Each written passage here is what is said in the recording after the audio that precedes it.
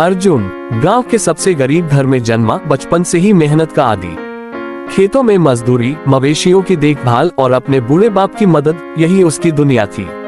लेकिन उसकी आंखों में एक अलग चमक थी। वो किसी भी काम को करते हुए आसमान को देखता और सोचता कि शायद ऊपर वाला उसके लिए भी कुछ अच्छा लिख चुका है। लेकिन गांव के लोग, उनके लिए अर्जुन बस एक नीची जात का लड़का था, जिसका नाम तक लेना ऊंची जात वालों के लिए गुनाह था।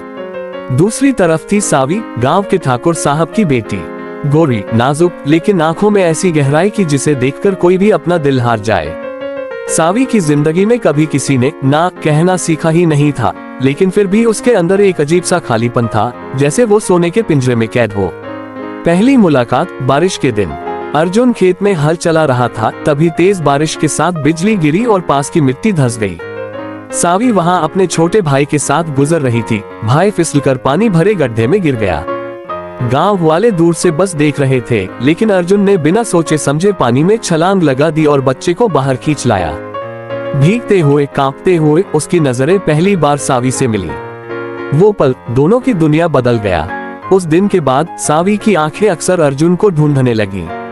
कभी कुएं पर पानी भरते हुए, कभी खेतों के रास्ते पर, कभी मेले में भीड़ के बीच। लेकिन ये मोहब्बत छुपकर पनपनी थी, क्योंकि ठाकुर साहब के कान में अगर जरा सी भी भनक पड़ गई तो अर्जुन का नाम तक मिटा दिया जाता। एक दिन गांव के मेले में सावी ने साहस जुटाकर पहली बार अर्जुन से बात की। तुम डरते नहीं? अर्जुन ने मुस्कुराकर कहा, डर तो है, पर तुमसे ज्यादा दूर रहने का। बस उसी दिन दोनों के दिलों में ये रिश्ता पक्का हो गया। चुपके चुपके खेतों की मेड़ों पर, पेड़ों की ओट में कुछ पल चुराकर जीने लगे। लेकिन गांव में दीवारों के भी कान होते हैं, और जल्द ही ये बात किसी ने देख ली। एक रात अर्जुन घर लौट रहा था, तभी अंधेरे में किसी ने उसके रास्ते में पत्थर फेंका। पीछे मुड़कर देखा तो दो नकाबपोश खड़े थे। जात भूलकर ठाकुर की बेटी के करीब जाने की हिम्मत की है तूने? अगले बार ये पत्थर नहीं, तेरा सिर फूटेगा। अर्जुन ने किसी से कुछ नहीं कहा, लेकिन उसके दिल में डर से ज्यादा गुस्सा भर गया। अब ये प्यार सिर्फ छुपकर जीने की कोशिश नहीं थी, ये एक जंग थी जिसे वो किसी भी कीमत पर हारना नहीं चाहता था। लेकिन उसे नहीं पता था कि खेल अब उसकी सोच से ज्यादा खतरनाक हो चुका है, और अगले ही कदम पर ऐसा हादसा होने वाला है जो उनकी जिंदगी की दिशा हमेशा के लिए बदल देगा। उस रात के बाद अर्जुन की आंखों में नींद नहीं थी। वो आसमान को देखता और सोचता, क्या सच में मोहब्बत करने का हक सिर्फ कुछ लोगों का होता है? उसका दिल डर से नहीं, बल्कि इस बात से भारी था कि अगर सावी को कुछ हो गया तो वो खुद को कभी माफ नहीं कर पाएगा। अगले दिन खेत के किनारे अर्जुन सावी से मिलने पहुंचा। उसकी आंखों में बेचैनी देखकर सावी ने पूछा, क्या हुआ? अर्जुन ने बस इतना कहा, हमें बहुत सावधान रहना होगा। लेकिन सावी ने उसका हाथ पकड़ते हुए धीरे से कहा, अर्जुन मुझे डर मत दिखाओ, मैं तो तब से डर रही हूँ जिस दिन तुमसे पहली बार मिली थी। डर इस बात का नहीं कि लोग क्या कहेंगे, डर इस बात का है कि कहीं तुम्हें खो न दूं। उसकी आंखों में आंसू थे, लेकिन होठों पर मुस्कान। उसी पल अर्जुन को लगा कि ये रिश्ता सिर्फ प्यार नहीं, बल्कि एक वादा है, एक दूसरे के लिए जीने और मरने का। लेकिन गांव में अफवाहों का जहर तेजी से फैल रहा था। चाय की दुकानों पर, खेतों के किनारे, और यहाँ तक कि मंदिर के बाहर भी लोग फुसफुसाने लगे, ठाकुर की बेटी का नाम उस नीची जात के लड़के के साथ जोड़ा जा रहा है। एक शाम अर्जुन अपने घर के बाहर बैठा था, तभी उसका छोटा भाई भागते हुए आया। भैया, ठाकुर के आदमी तुम्हें ढूंढ रहे हैं, बड़े गुस्से में हैं। अर्जुन समझ गया अब टकराव टलने वाला नहीं। रात होते ही वो सावी से मिलने पहुंचा। चांदनी में उसकी आंखें और भी चमक रही थी, लेकिन चेहरा डरा हुआ था। अर्जुन, पिताजी को सब पता चल गया है। उन्होंने कहा है अगर मैं तुम्हें दोबारा मिली तो वो तुम्हें मार देंगे। उसकी आवाज कांप रही थी और अर्जुन के सीने में जैसे किसी ने तेज चाकू घोंप दिया हो। अर्जुन ने उसका चेहरा पकड़कर कहा, अगर मैं तुम्हें छोड़ दूं तो शायद मैं बच जाऊं, लेकिन जीते जी अपनी रूह को मार दूंगा। वो दोनों देर तक एक दूसरे की आंखों में खोए रहे, जैसे वक्त वहीं थम गया हो। लेकिन अचानक दूर से घोड़ों की टापें सुनाई दी। सावी का चेहरा पीला पड़ गया, ये पिताजी के आदमी हैं। अर्जुन ने तुरंत उसका हाथ पकड़कर पास के जंगल की तरफ खींचा। दोनों अंधेरे में भागते गए, लेकिन पीछे से मशालों की रोशनी और आवाजें करीब आती जा रही थी। पकड़ो! भागने न पाए। जंगल में एक पुराना सूखा कुआं था। अर्जुन ने सावी को उसके पीछे छुपाया और खुद सामने खड़ा हो गया। दिल की धड़कन इतनी तेज थी कि कानों में गूंज रही थी। एक एक करके 4 आदमी मशाल लेकर सामने आए। उनमें से एक बोला, अभी भी मौका है, सावी को छोड़ दे, वरना तेरे घरवाले तेरी लाश पहचान भी नहीं पाएंगे। अर्जुन ने बिना झिझके कहा, मोहब्बत छोड़ना मेरे लिए मौत से भी बदतर है। इतना सुनते ही उनमें से एक ने हमला कर दिया। मशाल का तेज जलता सिरा अर्जुन के कंधे से छू गया और जलन से उसकी सांसें तेज हो गईं। वो पीछे नहीं हटा, लेकिन सावी की आंखों में वो दर्द देख रहा था जिसे वो कभी भूल नहीं सकता था।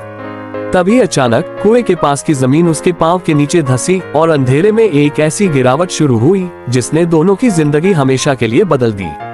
अंधेरा, बस अंधेरा। कुएं की गहराई में गिरते हुए अर्जुन को ऐसा लगा जैसे वक्त थम गया हो। पानी में गिरने की आवाज आए, ठंडे पानी ने उसके पूरे शरीर को सुन्न कर दिया। ऊपर से मशाल की रोशनी झपक झपक कर गायब हो रही थी। ऊपर खड़े लोग हंस रहे थे, अब इसका नाम भी गांव से मिट जाएगा। और वो चले गए। सावी ऊपर से रो रही थी, अर्जुन अर्जुन। उसकी चीखें हवा में गूंज रही थी, लेकिन जवाब देने के लिए अर्जुन के होंठ कांप रहे थे। सांस भारी थी, कंधे पर जलने का दर्द और अब पानी की ठंड दोनों मिलकर उसे बेहोशी की तरफ धकेल रहे थे। लेकिन उस अंधेरे में उसने अपने दिल में एक कसम ली, मैं इस अंधेरे से निकलूंगा, तेरे पास लौटूंगा, चाहे मौत भी मुझे रोकने आए। गांव में अगले दिन अफवाह फैल गई, अर्जुन कुएं में गिरकर मर गया। ठाकुर साहब ने सावी को कमरे में बंद कर दिया। खाने पीने की मनाही, खिड़कियां तक बंद, बाहर पहरेदार तैनात। लेकिन सबसे बड़ा पहरा उसके दिल पर था, जहां अब सिर्फ डर और उम्मीद की लड़ाई चल रही थी। 3 दिन बाद उसी कुएं के पास 2 बच्चों ने देखा, पानी के किनारे गीले कपड़ों में जख्मी हालत में अर्जुन लेटा है।